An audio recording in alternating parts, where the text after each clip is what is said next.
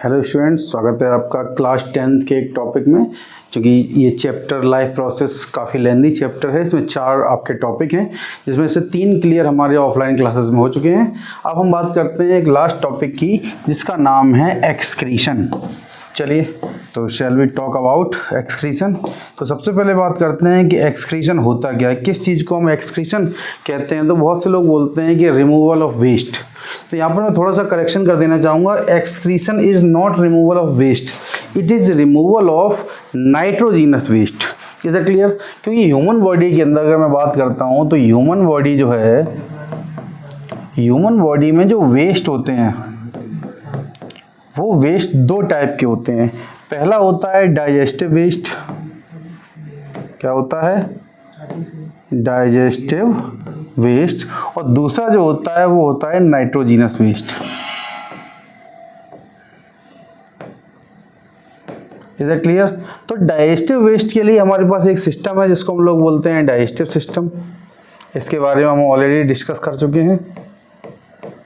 और nitrogenous waste के removal के लिए हमारे पास एक सिस्टम होता है जिसको हम एक्सक्रीटरी सिस्टम बोलते हैं। और इसकी प्रोसेस को हम लोग क्या कहते हैं? एक्सक्रीशन। Is it clear? तो सबसे पहले बात करते हैं कि एक्सक्रीशन होता क्या है। तो एक्सक्रीशन के लिए हम कहेंगे the removal of nitrogenous waste from the body, that is called as excretion. जितने भी ऑर्गेनिज्म हैं तो each and every organism has the specific organ for the filtration of blood, या हम कह सकते हैं for the removal of excretory wastes. तो एक्सक्रीटरी वेस्टेस होता है क्या? देखो, ह्यूमन का जो एक्सक्रीटरी वेस्ट है वो है हमारे पास यूरिया। क्या है? यूरिया। ठीक है। और यूरिया एक्सक्रीटरी वेस्ट होने के साथ साथ फर्स्ट सिंथेसिस या फर्स्ट सिंथेटिक ऑर्गेनिक कंपाउंड है। क्या है ये? फर्स्ट सिंथेटिक ऑर्गेनिक कंपाउंड है जो कि लैब में सिंथेसाइज किया गया था, पहला है। अगर हम बात करेंगे ह्यूमन का, और हम दूसरी बात करते हैं इंसेक्ट। तो इंसेक्ट जो होते हैं वो NH3 यानी कि अमोनिया, ये क्या करते हैं? अमोनिया को एक्सक्रीट करते हैं। इसके इन्वर्स में अगर हम बात करते हैं बर्ड्स, क्या करते हैं? बर्ड्स जो होते हैं वो यूरिक एसिड, क्या करते हैं? यूरिक एसिड को एक्सक्रीट कर लेते हैं। लेकिन मैंने, देखो यहाँ पर एक चीज़ बता दूं मैं आपको, यहाँ पर अगर मैंने इंसेक्ट की बात की है तो इंसेक्ट में वो सारे के सारे एनिमल्स आएंगे जो फाइलम आर्थ्रोपोडा की क्लास इंसेक्टा के अंदर रखे गए हैं।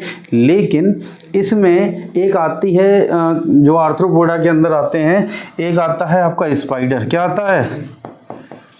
स्पाइडर। स्पाइडर को हम लोग ध्यान रखेंगे, ये थोड़ा सा इंपॉर्टेंट है क्योंकि ये एक्सेप्शन शो करता है अदर इंसेक्ट से। क्यों करता है? क्योंकि स्पाइडर का जो एक्सक्रीटरी वेस्ट होता है वो होता है ग्वानिन। क्या होता है? ग्वानिन होता है। और ग्वानिन एक तरीके का डीएनए का क्या है? नाइट्रोजीनस बेस है। क्या है ये? नाइट्रोजीनस बेस है। Is it clear? इतनी चीज समझ में आ रही नहीं आ रही? ठीक है। अब हम ह्यूमन के एक्सक्रीटरी सिस्टम के बारे में बात करेंगे कि ह्यूमन का एक्सक्रीटरी सिस्टम होता कैसा है, कौन कौन से पेयर इसके अंदर होते हैं और कौन कौन से ऑर्गन इसके साथ हेल्प करते हैं इस पूरे सिस्टम को मेंटेन करने के लिए। तो जो ह्यूमन का एक्सक्रीटरी सिस्टम है, क्या है? जो ह्यूमन का एक्सक्रीटरी सिस्टम है वो कौन सा है? तो ह्यूमन का जो एक्सक्रीटरी सिस्टम है उसमें 2-3 ऑर्गन्स होते हैं या 2-3 तरीके के ऑर्गन जो हेल्प करते हैं। पहला क्या है? पहला उसमें होता है a pair of kidney. A pair of kidney. दूसरा क्या होता है? A pair of ureter.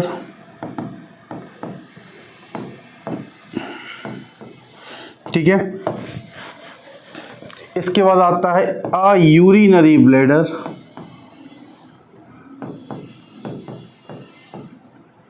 And a urethra. यहाँ पर एक चीज़ मैं आइडेंटिफाई करना चाहूँगा, जो हमारा यूरिनरी ब्लैडर है वो स्पेशल टाइप के टिश्यू से बना होता है, उसको हम लोग बोलते हैं transitional epithelium tissue, because this is the pouch like structure and change their shape according to the storage of urine. Urine के स्टोरेशन के बेसिस पर ये अपना शेप चेंज कर सकता है। तो ये किसका बना होता है? ये बना होता है ट्रांजिशनल एपिथेलियम टिश्यू का। किसका? ट्रांजिशनल एपिथेलियम टिश्यू का ये बना होता है। Is that clear? जो अपनी साइज में चेंज कर सकता है। समझ में आ रहा नहीं आ रहा इतनी चीज? अब हम बात करते हैं किडनी की। ह्यूमन की किडनी होती कैसी है? तो ह्यूमन की किडनी का मैं एक स्ट्रक्चर बना देता हूँ, एक कह सकते हैं राजमा के शेप के आकार की किडनी होती है ह्यूमन की, ठीक है। और ह्यूमन की किडनी जो है दो पार्ट में बटी होती है। इसको हम लोग बोलते हैं, बाहर जो आउटर पार्ट होता है that is called as the cortex and the inner part that is called as the medulla, ठीक है। और यहाँ पर जो इसका अंदर की तरफ मूव ऑन पार्ट होता है इसको हम लोग बोलते हैं हाइलम। क्या बोलते हैं? हाइलम। हाइलम वो एक जगह है या हम कह सकते हैं एक वे है जिसके थ्रू नर्व्स, ब्लड वेसल्स और आपके यूरेटर मूव ऑन करते हैं या कनेक्ट रहते हैं एक दूसरे से। तो यहाँ पर जो ये चीज़ दिख रही है दैट इज कॉल्ड एज, ये ट्यूब दिख रही है, ये यूरेटर है। क्या है ये? यूरेटर है। और यहीं से ही सारी नर्व अंदर जाएंगी। क्या जाएंगी? नर्व इनलेट्स होती हैं, ब्लड के लिए ब्लड वेसल्स इनलेट्स होती हैं। Is that clear? इतनी बात समझ में आ रही? तो आउटर कवरिंग जो होती है, इसके सबसे बाहर की जो लेयर होती है, यहाँ पे बना देता हूँ, इस सबसे बाहर की लेयर को हम लोग क्या बोलते हैं? सबसे बाहर की लेयर को हम लोग बोलते हैं कैप्सूल। क्या बोलते हैं? सबसे बाहर की लेयर को बोलते हैं कैप्सूल। अब इस किडनी के अंदर अकेले किडनी एक काम नहीं करती, इसकी यूनिट होती है। जो किडनी होती है ना, इस किडनी की जो यूनिट है उसको हम लोग बोलते हैं नेफ्रॉन्स। क्या बोलते हैं? नेफ्रॉन्स। क्या बोलते हैं? किडनी को बोलते हैं, किडनी की यूनिट को नेफ्रॉन्स। और एक नेफ्रॉन्स के 3 से लेकर 4 तक पार्ट होते हैं। अब इस किडनी की अगर मैं लंबाई की बात कर लेता हूँ, इसकी लेंथ कितनी होती है? तो इस किडनी की लेंथ होती है 10 से लेकर 12 सेंटीमीटर इसकी लेंथ होती है।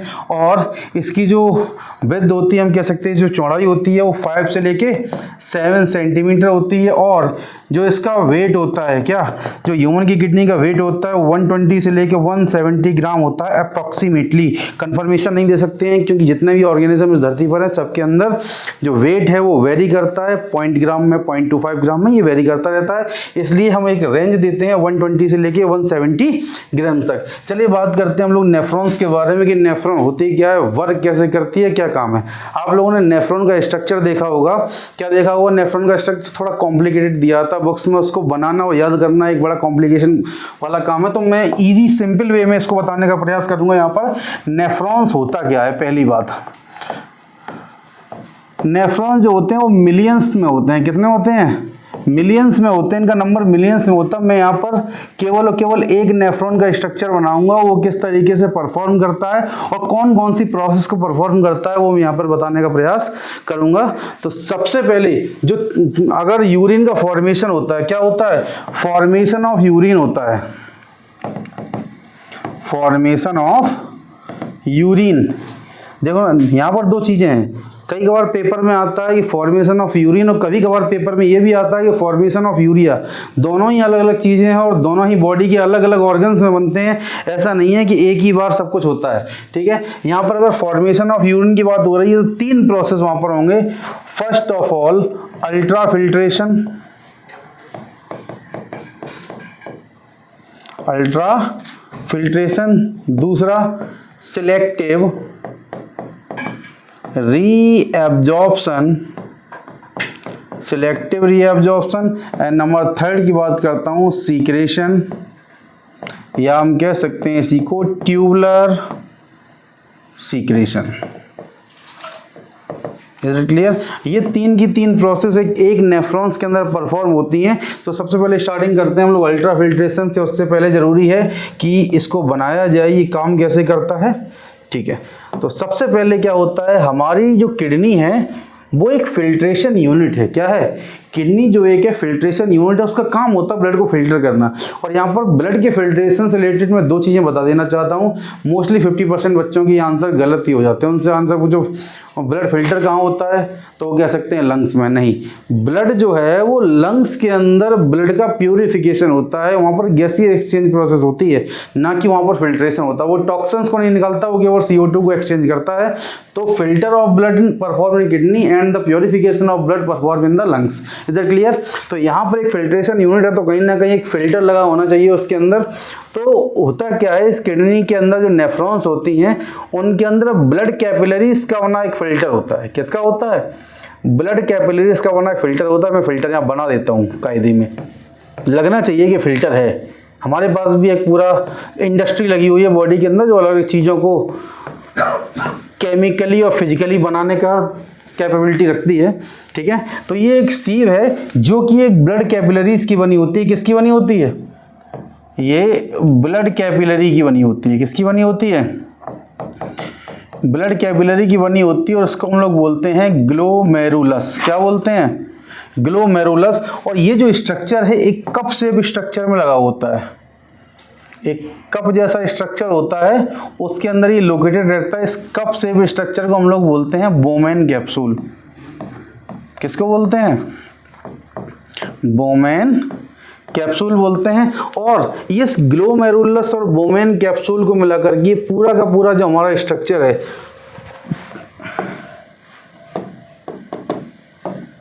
ये पूरा का पूरा जो स्ट्रक्चर है हमारा, इसको हम लोग बोलते हैं क्या है?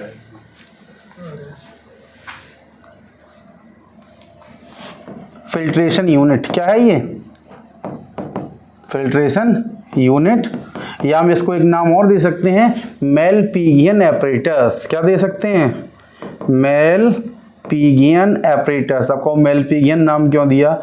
क्योंकि ये साइंटिस्ट का नाम है H.A. मेलपीगी, जिन्होंने कॉकरोच के अंदर एक्सक्रीटरी ट्यूब्यूल की डिस्कवरी की थी। उसको मेलपिगियन ट्यूब्यूल्स कहते हैं। अगर हम ये कह सकते हैं कॉकरोच के अंदर स्पेसिफिक एक्सक्रीटरी ऑर्गन का नाम क्या है, तो उसका नाम है मेलपिगियन ट्यूब्यूल्स। इसलिए इनका नाम क्या रखा हमने?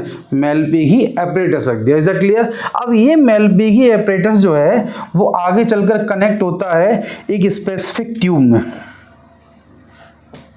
मैं ट्यूब को एक स्ट्रक्चर के अंदर बनाना हूँ, रेक्टिकल स्ट्रक्चर के अंदर। इन ट्यूब को हम लोग बोलते हैं PCT।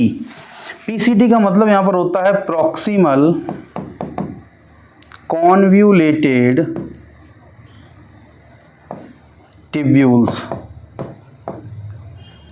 Proximal convoluted tubules. और ये प्रॉक्सिमल कॉन्वोल्यूटेड ट्यूब्यूल्स आगे जाकर एक यू शेप्ड स्ट्रक्चर से अटैच होता है। इस यू शेप्ड स्ट्रक्चर को हम लोग बोलते हैं द लूप ऑफ हेनले। क्या बोलते हैं? Henle's loop. हेनलेस लूप, क्योंकि ये हेनले एक साइंटिस्ट थे, उन्होंने डिस्कवरी कर दी, इसलिए उसको हेनले का लूप बोला जाने लगा। अब इसके बाद ये हेनले का लूप आगे जाकर कनेक्ट होता है एक एक्स्ट्रा, हमारे पास जो डक्ट होती हैं, उन डक्ट का नाम है DCT। क्या नाम है? DCT, distal convoluted tubules. क्या है? Distal convoluted tubules. ठीक है, अब ये जो डिस्टल कॉन्वोल्यूटेड ट्यूब्यूल्स हैं, इसमें से सारी जो डक्ट हैं वो निकल के आगे जाएंगे, एक बड़ी सी डक्ट में वो जाके ओपन हो जाती हैं। इस बड़ी सी डक्ट को हम लोग क्या बोलते हैं? इसको हम लोग बोलते हैं कलेक्टिंग डक्ट। क्या बोलते हैं? Collecting duct. अब ये कलेक्टिंग डक्ट जो है वो आगे जाकर ओपन होती है एक वे के अंदर, जिसको हम लोग बोलते हैं यूरेथ्रा। क्या बोलते हैं? यूरेथ्रा। तो ये तो आपका एक नेफ्रॉन का स्ट्रक्चर बना है, और यही स्ट्रक्चर आपकी बुक में बहुत ज़्यादा कॉम्प्लिकेटेड दे रखा है। तो आप लोग एग्जाम में इस तरीके का बना दीजिए, आपको पूरे नंबर वहाँ पर दिए जाएंगे, क्योंकि आपने कॉन्सेप्ट जो हैं वो लेवलिंग अच्छी की है और आप प्रोसेस सारा बता रहे हैं, तो आपको सारे के सारे नंबर जो है वहाँ पर दिए जाएंगे।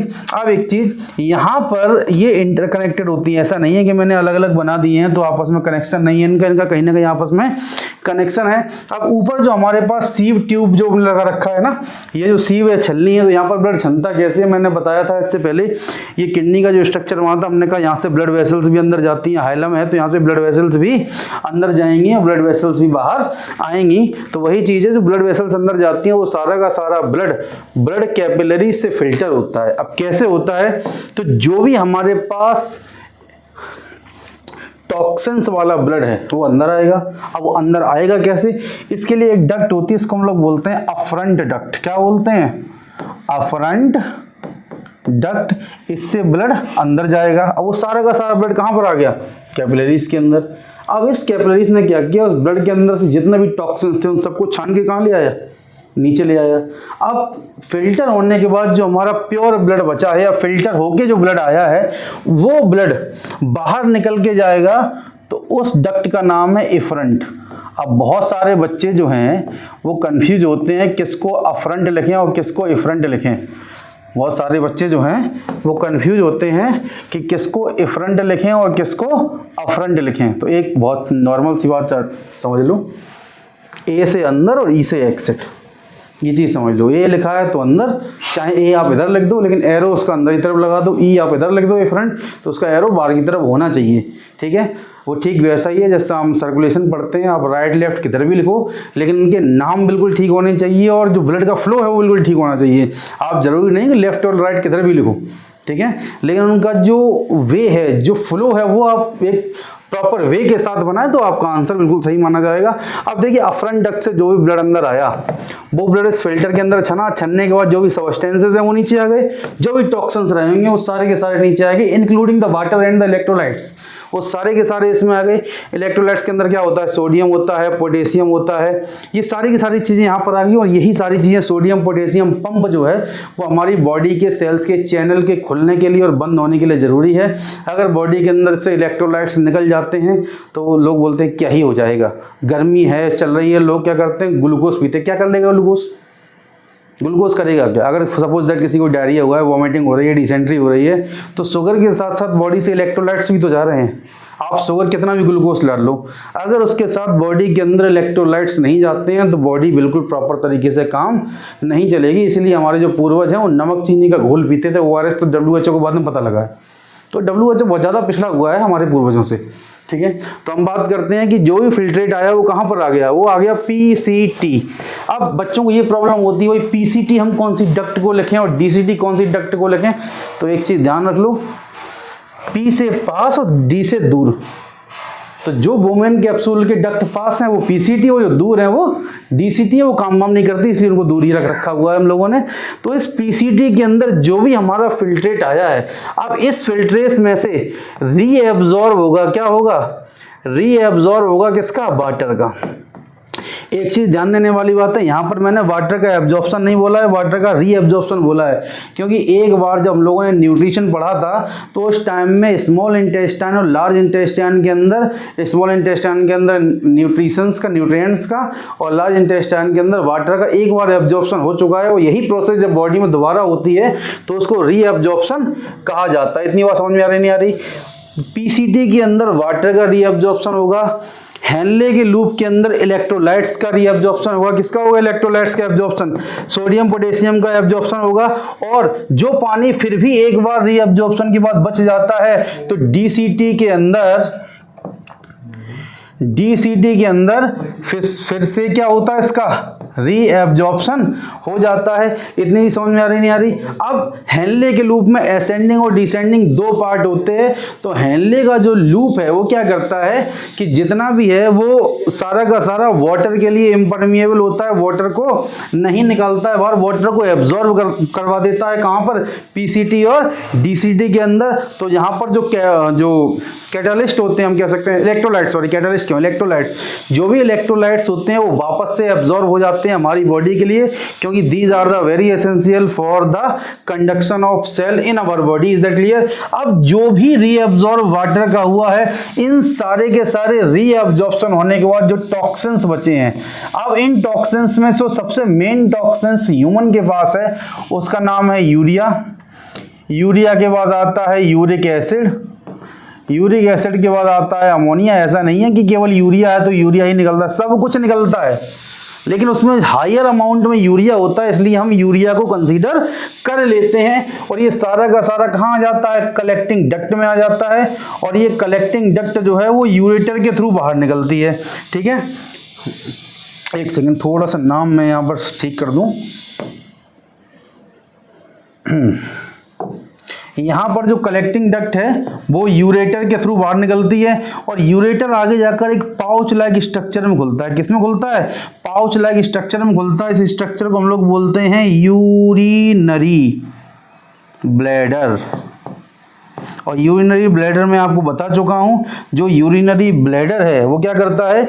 यूरिनरी ब्लैडर जो होता है वो ट्रांजिशनल एपिथेलियम टिश्यू का बना होता है और ट्रांजिशनल एपिथेलियम टिश्यू अपनी शेप में, साइज में चेंज होने की कैपेबिलिटी रखते हैं। अपनी शेप और साइज में चेंज होने की कैपेबिलिटी क्या करते हैं? रख देते हैं, जिसकी वजह से वो अपना साइज इंक्रीज कर पाते हैं according to the storage area. Is that clear? अब जब यूरिनरी ब्लैडर भर जाता है, क्या करता है? जब यूरिनरी ब्लैडर जो है वो भर जाता है तो ये सेंट्रल नर्वस सिस्टम को सिग्नल भेजता है। क्या करता है भाई? हमारे माइंड को कैसे पता लगेगा कि अब यूरिन डिस्चार्ज करने का टाइम है? उसके पास कहीं ना कहीं इंफॉर्मेशन जानी चाहिए, कहीं ना कहीं सिग्नल जाने चाहिए। तो जब यूरिनरी ब्लैडर फिलअप हो जाता है, क्या हो जाता है? जब यूरिनरी ब्लैडर फिलअप हो जाता है तो हमारे CNS को, किसको? Central nervous system, central nervous system को ये सिग्नल भेजता है। क्या भेजता है? सिग्नल भेजता है। इस सिग्नल से हमारे माइंड को ये पता लगता है कि अब जो है यूरिन डिस्चार्ज करने का टाइम है। लेकिन ये चीज़ें हैं, यहाँ पर एक मैं बात और बता देना चाहता हूँ, लिख दूँ मैं, ये बहुत ज़्यादा इंपॉर्टेंट है, कई बार पूछा भी जाता है कि मैच्यूरेशन किसको बोलते हैं? क्या बोलते हैं? मैच्यूरेशन। मैच्यूरेशन, इस वर्ड को आप नोट डाउन कर लें और इस पर इंपॉर्टेंट लगा लें, बहुत ज़्यादा इंपॉर्टेंट है। मैच्यूरेशन होता क्या है कि जब यूरिनरी ब्लैडर फिलअप हो जाता है तो फिल होने के बाद वो सेंट्रल नर्वस सिस्टम को क्या भेजता है? सिग्नल भेजता है और इस सिग्नल के थ्रू सेंट्रल नर्वस सिस्टम को ये पता लगता है कि हमारा जो यूरिनरी ब्लैडर है वो फिलअप हो चुका है और अब उसको डिस्चार्ज की नीड है, अदरवाइज उसकी कैपेबिलिटी जो है फुल हो चुकी है, अब वो वर्स्ट भी कर सकता है। तो इस रिस्क से बचने के लिए यूरिनरी ब्लैडर क्या करता है? वो फिलअप हो जाता है तो सेंट्रल नर्वस सिस्टम को सिग्नल भेजता है और जिस सिग्नल के थ्रू वो रिस्पॉन्स करता है सेंट्रल नर्वस सिस्टम हमारा, और यूरिनरी ब्लैडर से यूरेथ्रा के थ्रू, किसके थ्रू? यूरेथ्रा के थ्रू यूरिन को डिस्चार्ज कर दिया जाता है। इतनी की समझ में आ रही है कि सब में सभी? यहाँ तक किसी को दिक्कत हो तो बताओ मेरे को। सभी को क्लियर है ना? ठीक है, अब हम आगे बढ़ते हैं। 2-3 मैं पॉइंट और बताना चाहूँगा कि कैसे कैसे ये चीज़ें होती हैं। दो चार वर्ड होते हैं। जैसे मैं बात करता हूँ कि अगर ह्यूमन का एक्सक्रीटरी वेस्ट यूरिया है तो बाकी चीज़ें हमारे पास कम क्यों हैं? उनका भी ज़्यादा होना चाहिए, लेकिन ऐसा नहीं है।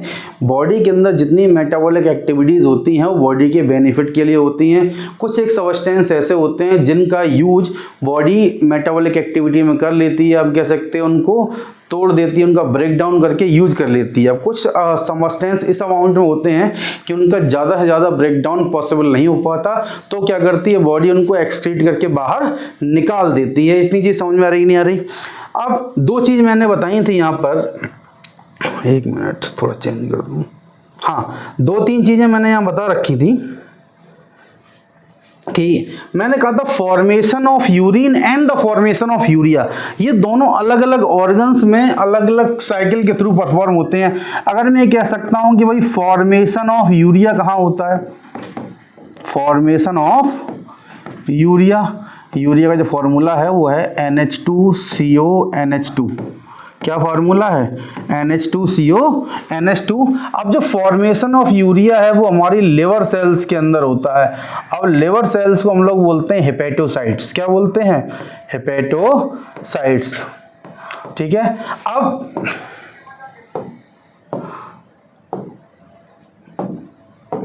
हेपेटोसाइट्स बोलते हैं। अब लिवर सेल जो होती हैं, यानी कि हेपेटोसाइट्स जो होती हैं वो ब्लड से यूरिया को बनाती हैं। तो जो लिवर सेल होती हैं वो एक हमारे पास साइकिल चलती है जिसको बोलते हैं ऑर्निथिंग साइकिल। ऑर्निथिंग साइकिल के थ्रू जो यूरिया है वो बॉडी के अंदर इसका फॉर्मेशन हो जाता है। ठीक है, अब हम बात करते हैं फॉर्मेशन ऑफ यूरिन। किसकी बात करते हैं? Formation of urine. तो फॉर्मेशन ऑफ यूरिन पर अभी हमने डिस्कस किया था। जो फॉर्मेशन ऑफ यूरिन है ये परफॉर्म होता है हमारा किडनी के अंदर, और किडनी के अंदर जो यूरिन यूरिन के बनने में जो प्रोसेस लगती है हमारे पास 3 स्टेप हैं और तीनों स्टेप के बारे में नाम बताया, आप लोग ध्यान रखेंगे। देखो इनके 2-3 नाम है। एक तो नाम है अल्ट्रा फिल्ट्रेशन, जिसके बारे में बता चुका हूँ, या इसी को हम लोग जानते हैं ग्लोमेरुलर फिल्ट्रेशन के बारे में। क्या नाम से जानते हैं? Glomerular filtration. क्या जानते हैं हम लोग? Glomerular filtration. और सेकंड जो स्टेप होता है उसका नाम क्या है? Selective reabsorption.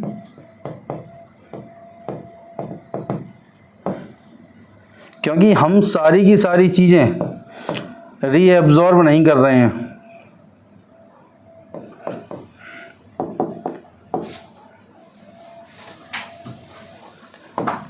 सारी की सारी चीज़ें रीएब्जॉर्प्शन नहीं कर रहे हैं। जितना भी टॉक्सिन्स होता है उसके अंदर से बहुत गिनी चुनी चीज़ें हम लोग रीएब्जॉर्ब करते हैं। तो दूसरा हमारे पास क्या है? Selectively reabsorption. और थर्ड हमारे पास होता है सीक्रेशन।